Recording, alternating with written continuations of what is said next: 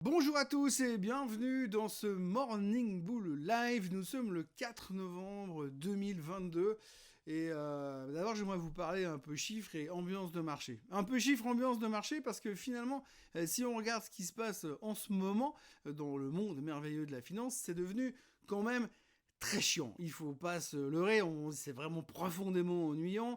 On ne regarde plus que la Fed, on ne regarde plus que le fait de savoir s'ils vont pivoter, pas pivoter, pivoter plus tard, pivoter plus tôt. Bref, on essaie de faire que des interprétations sans arrêt, sans arrêt. Ça devient super ennuyant. Ça devient super ennuyant, d'ailleurs, on le remarque carrément sur le trafic des vidéos. On voit que les gens sont en train de ralentir le nombre de vues, de ralentir la présence sur les vidéos, pas que sur les miennes en l'occurrence, et puis on voit surtout que les gens s'abonnent plus, de moins en moins. Alors moi je suis un peu rassuré parce que je me dis tant qu'on n'arrive pas à 25 000 followers sur cette chaîne, j'ai pas besoin de me couper les cheveux, je peux les garder, donc c'est plutôt cool, c'est plutôt sympa. Et là en l'occurrence, eh bien on traîne, il reste plus que 100 personnes qui doivent s'abonner à la chaîne pour arriver aux 25 000. Mais visiblement, je peux encore monter à la montagne ce week-end avec mes cheveux et j'aurais peut-être même pas besoin du bonnet. Mais mis à part ça, on va parler un petit peu finance et ce genre de journée entre deux, finalement, qui servent pas à grand chose, où on aurait pu rester au fond du lit ou devant la cheminée.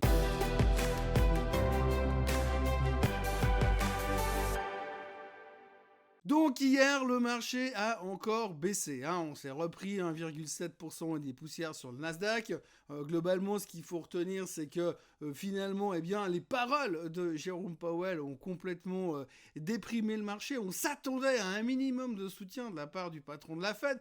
Eh bien non, c'est foutu, pas de soutien. Il va falloir continuer toujours dans la même histoire et continuer à espérer peut-être quelque chose de mieux qui ferait éventuellement peut-être pivoter le patron de la Fed. Espérer, donc on en a là à espérer, on se pose des questions toute la journée, on regarde les chiffres économiques, on essaye d'en tirer des conclusions et ça tombe bien parce que cet après-midi, on va avoir les chiffres de l'emploi et on va pouvoir tirer des conclusions. Donc 24 heures après que M. Powell nous ait dit qu'il n'avait pas changé son fusil d'épaule tant que l'inflation n'aurait pas craqué, eh bien, on va pouvoir de nouveau interpréter et espérer peut-être que ce chiffre-là va faire changer les choses. Non, la bonne nouvelle, tout est relatif, mais quand on apprend que Amazon va arrêter d'embaucher, que Apple va arrêter d'embaucher et que Twitter devrait annoncer aujourd'hui le licenciement de la moitié du staff, normalement, c'est pas comme ça qu'on crée des emplois. Ou alors j'ai raté un épisode. Mais en tous les cas, alors peut-être que ça se ressortira pas sur les chiffres de cet après-midi, mais on peut espérer que le mois prochain, ça commence à arriver.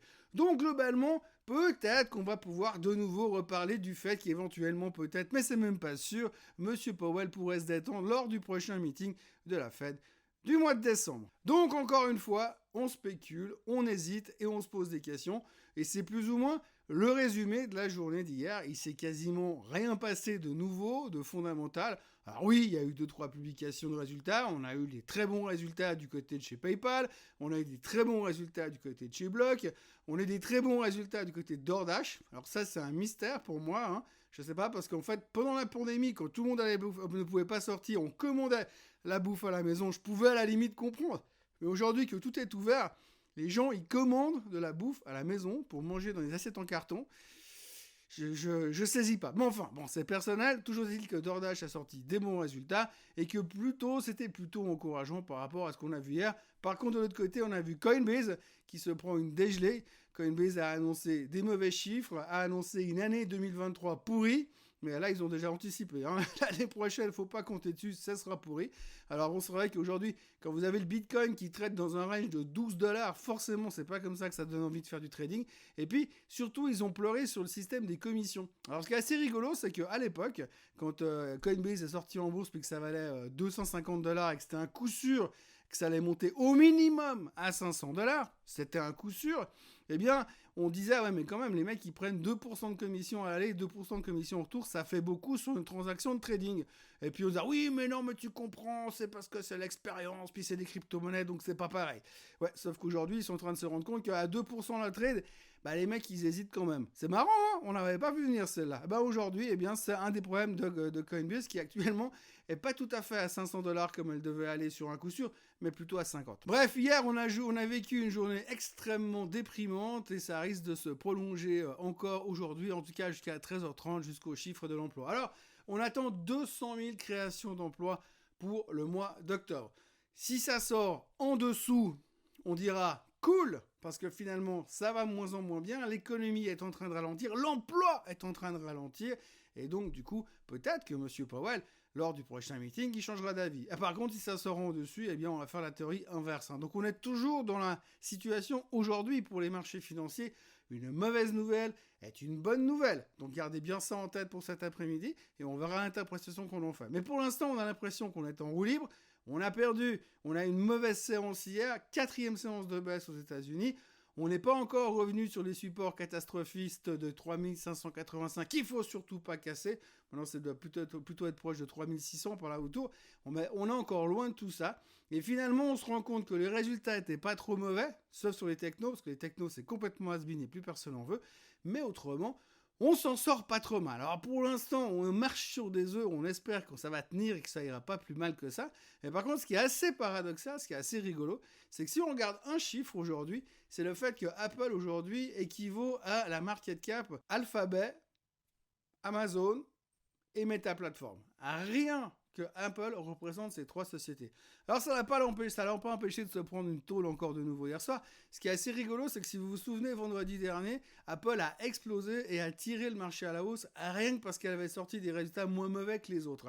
Et puis depuis, elle a quasiment tout perdu. On a quasiment oublié cette bonne nouvelle pour revenir sur le fait que oui, mais vous savez, quand la Fed, elle monte les taux, c'est jamais très bon pour les technos. Résultat, Apple est retour à la case départ et revient gentiment sur ses supports qu'il faudrait pas qu'elle lâche non plus, parce que vu la taille du machin, si elle commence à lâcher les supports, on va aussi avoir des conséquences sur le reste du marché, bien évidemment. Et puis, alors, il y a la Banque d'Angleterre. Hier, la Banque d'Angleterre a parlé et elle a déclaré qu'elle montait les taux de 0,75%. C'est pas une monstre surprise, mais par contre, ce qui va avec le côté Banque d'Angleterre, c'est qu'ils ont aussi annoncé que l'année prochaine, ça allait être un petit peu à l'image de ce que Coinbase a annoncé, pas terrible, voire carrément merdique, voire une récession. Non, la Banque d'Angleterre a carrément annoncé que 2023 serait une année de récession. Alors, la livre s'est pété la figure, le marché s'est pété la figure, alors bref, grand classique pour l'instant. Mais ce qui est assez rigolo, c'est la surprise des gens. Quand on voit ce que vient de traverser l'Angleterre, quand on voit ce qui vient de se passer, les mecs ont quand même frisé le code au milieu du marché à cause du marché obligataire. Ils ont dû déclencher des plans d'alerte pour empêcher les fonds de pension de massacrer le marché obligataire et de faire partir le système en faillite. Le système mondial, on a parlé de Lehman Brothers 2 il y a encore 2 semaines. Ils nous ont annoncé une inflation à plus de 12%. Vous avez Charles qui est en pleine dépression nerveuse parce qu'il n'a pas vraiment envie d'être le roi. Et les gens sont surpris qu'on nous annonce une récession. Je veux dire, c'est comme si demain on vient nous dire « Ah, vous vous rendez compte, avec l'Allemagne à 12% d'inflation l'année prochaine, ça va être compliqué, on pourrait rentrer en récession. » C'est une surprise? Non, c'est pas une surprise. Enfin, visiblement, le marché comprend assez vite, mais il faut juste lui expliquer très longtemps avant pour qu'il commence à encaisser. England, oi! Orlando! Use some English. England, England, England, England, England! Fuck!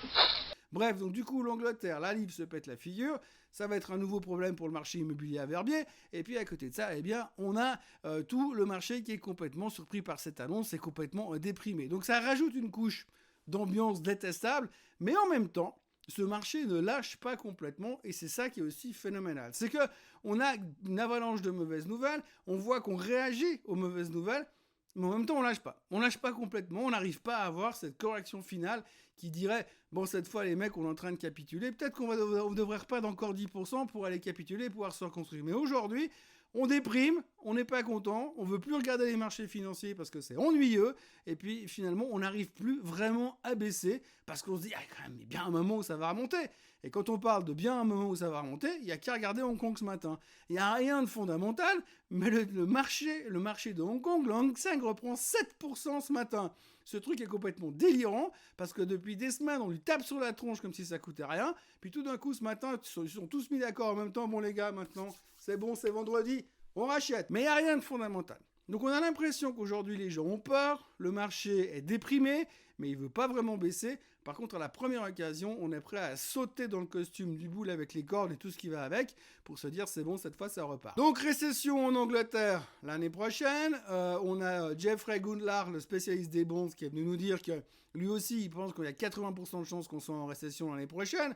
On ne sait pas ce qu'en pense Biden pour l'instant. Biden qui est très préoccupé pour l'instant par ces midterm elections qui arrivent la semaine prochaine. Ça, il faudra en reparler aussi la semaine prochaine parce que les midterm elections, on est en train de parler de fin de la démocratie parce qu'ils n'arrivent pas à se mettre d'accord, qu'on pourrait de nouveau se retrouver avec un résultat complètement égal, ce qui serait une catastrophe pour le social aux États-Unis. Bref, l'image des midterm recession est encore un truc qu'on va discuter la semaine prochaine. Après, hier soir, on a aussi un hedge fund qui s'appelle Elliott Management, qui est un des plus gros hedge funds américains, qui a fait une alerte, qui a envoyé une lettre à ses clients pour leur dire que cette année 2022 était pourrie, mais qu'en 2023, bonne nouvelle, ça sera pire. Alors eux, ils parlent de hyperinflation, de crise financière, la pire depuis les années 40, grosso modo. Alors c'est bien, ils donnent carrément pas de chiffres, hein, mais ils disent simplement qu'on va avoir la pire crise financière depuis 1940. Alors ça tombe bien parce que la plupart des gens qui étaient là en 1940, ils se souviennent pas exactement de ce qui s'est passé, mais en tous les cas, depuis cette période-là, on n'a pas vu pire. Et pourtant, si j'ai bien tout lu et si je me souviens un petit peu de ce qui s'est passé depuis ces années-là, on a vu 2-3 trucs sympas quand même, hein. Enfin moi je sais pas, j'étais là en 87, en 96, en 97, en 98, en 2000, en 2001, j'étais là pendant la crise des subprimes, j'étais là je suis toujours là d'ailleurs.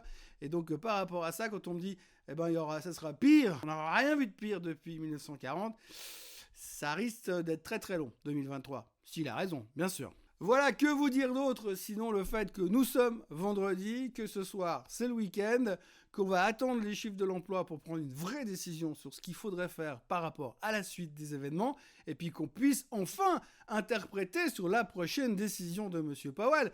Je vous rappelle quand même qu'on a interprété pendant tout le mois d'octobre pour savoir ce qu'il allait faire, on s'est gouré à la fin, mais là on va réinterpréter encore une fois pour être sûr de ne pas se gourer, ou alors de se gourer encore une fois, lors du prochain meeting de la Fed au mois de décembre. Donc, on a une journée tampon. Aujourd'hui, on va se concentrer jusqu'à 13h30 au chiffre de l'emploi.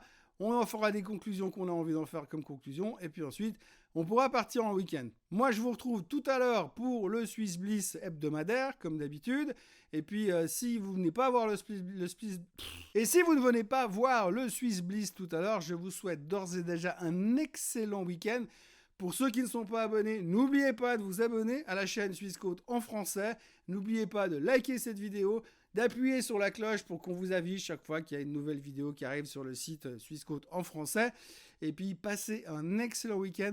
Reposez-vous bien, soyez en forme pour la semaine prochaine parce qu'après les chiffres de l'emploi, on aura droit au CPI américain le 10 novembre, sans compter les midterms.